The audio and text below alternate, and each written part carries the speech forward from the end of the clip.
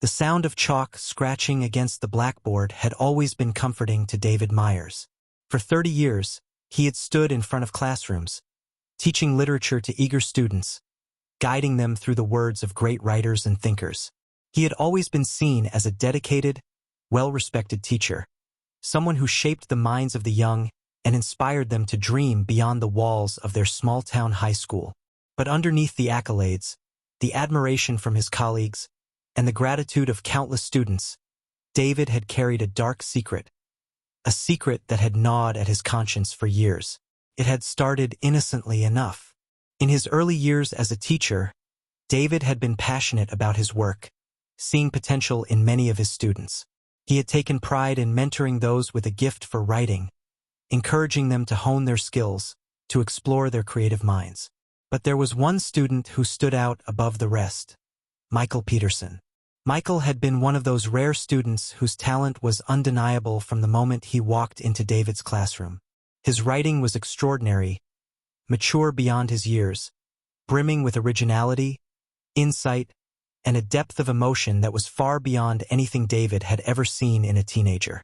At first, David had been thrilled to have such a student under his wing, someone he could help shape into a true writer. But as the months passed, something darker began to stir inside him. Michael's talent wasn't just extraordinary. It was overwhelming. With every essay, every short story, every piece of poetry Michael handed in, David felt a pang of jealousy growing in his chest. Michael's writing wasn't just good, it was better than David's had ever been. David had once harbored dreams of being a great writer himself, but those dreams had never come to fruition. His own attempts at publishing had been met with rejection after rejection, and eventually, he had resigned himself to a life of teaching. Now, here was Michael, brilliant, young, and full of promise, on the brink of achieving everything David had once dreamed of for himself. And that was when the bitterness began to creep in. At first, David tried to suppress it. He told himself that his role as a teacher was to nurture talent, to guide students like Michael toward success. But the more he read Michael's work, the more he felt his own inadequacies rise to the surface. He became obsessed with the idea that Michael would surpass him, that this young student would achieve the literary success that had always eluded David. The jealousy turned into resentment, and resentment into sabotage. It was subtle at first. David began to criticize Michael's work more harshly than necessary, finding fault in things that weren't there. He would mark down Michael's grades for minor mistakes, giving the impression that his work wasn't as good as it truly was. But the worst came during Michael's senior year, when he applied for a prestigious writing scholarship that could have set him on the path to literary success. David had been asked to write Michael's letter of recommendation, a letter that would carry significant weight in the decision-making process. And that was when David made the choice that would haunt him for the rest of his life. He wrote the letter, but instead of praising Michael's talent and potential, he subtly undermined him. The letter was full of faint praise, focusing on Michael's immaturity as a writer, implying that while he had potential, he wasn't quite ready for such a significant opportunity. It was a carefully crafted document, designed to sabotage Michael's chances without raising any suspicion. When Michael didn't get the scholarship, he had been devastated. David still remembered the look on his face when he told him the news. The young man had tried to hide his disappointment, but it was clear that the rejection had crushed him. David had offered words of comfort, pretending to be sympathetic, but deep down, he knew he was responsible for the loss of Michael's dream. And then, just as quickly as he had appeared, Michael disappeared from David's life. He graduated and left town, and David had never heard from him again. For years, David had buried the guilt, convincing himself that what he had done wasn't so terrible. But the truth had always been there, lurking in the back of his mind, a constant reminder of the betrayal he had committed against a young man who had trusted him. As the years passed, the guilt became harder to ignore. David watched other students come and go, but none had ever been like Michael. He saw them achieve success, follow their dreams, and yet, every time he witnessed their accomplishments, he thought of Michael, wondering where he was, wondering if his life had been derailed because of David's selfish actions. Eventually, the guilt became too much to bear. David knew he couldn't undo the damage he had caused, but he also knew he couldn't live with himself if he didn't at least try to make amends. He began searching for Michael, using every resource he could think of: social media, old student records, even contacting mutual acquaintances. For months, his search turned up nothing, and David began to fear that Michael had disappeared completely, that he would never have the chance to apologize. Then, one day, after what felt like a lifetime of searching, he found him. Michael was living in a nearby city, working as a freelance writer. His career hadn't taken off the way it should have. His name wasn't in literary circles, and he hadn't published any major works. But he was still writing. David took that as a sign of hope. Maybe it wasn't too late. Maybe there was still time to make things right. David wrestled with what to say, how to approach Michael after all these years. How could he explain what he had done? How could he ask for forgiveness for something so unforgivable? But in the end, he knew there was only one way forward: the truth.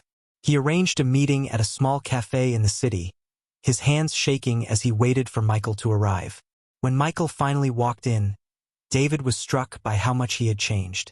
The young man he had once known was now in his 30s, his face lined with the weight of experience. But there was still a familiar light in his eyes, a spark of the brilliance David had always seen in him. Michael sat down across from him, looking slightly confused but curious. He had no idea why David had reached out, no idea what was about to be revealed. "I'm glad you came," David said, his voice trembling. "There's something I need to tell you. Something I should have told you a long time ago." Michael frowned, leaning back in his chair. "What is it?" David took a deep breath, gathering his courage. "I owe you an apology. A real one." Michael's brow furrowed, and he stayed silent, waiting for David to continue. "When you were my student, you were one of the most talented writers I'd ever seen," David said, his voice thick with emotion. "But I did something terrible to you. When you applied for that scholarship, I sabotaged you. I wrote a letter that didn't reflect your true talent. I let my own jealousy get in the way, and I did something unforgivable." Michael stared at him, the shock evident on his face. For a moment, neither of them spoke, the weight of David's confession hanging between them like a storm cloud. "I've regretted it every day since," David continued, his voice breaking. "I thought I was doing it because I was afraid of being overshadowed, but the truth is, I was afraid of seeing you succeed where I had failed. I was wrong, and I am so sorry." Michael didn't speak at first. He looked away, processing what he had just heard, his hands gripping the edges of the table. The silence stretched on, and David felt his heart sinking, knowing that no apology could ever undo the damage he had caused. Finally, Michael spoke, his voice quiet. "I always wondered why I didn't get that scholarship. I thought it was because I wasn't good enough. I spent years thinking that maybe I didn't have what it took." David swallowed hard, his throat tight with guilt. "You were more than good enough. You were better than anyone I'd ever taught. And I robbed you of that chance. I can't change what I did, but I wanted to tell you the truth. I had to." Michael sat in silence for a long time, his expression unreadable. David waited, bracing himself for the anger, the condemnation he deserved.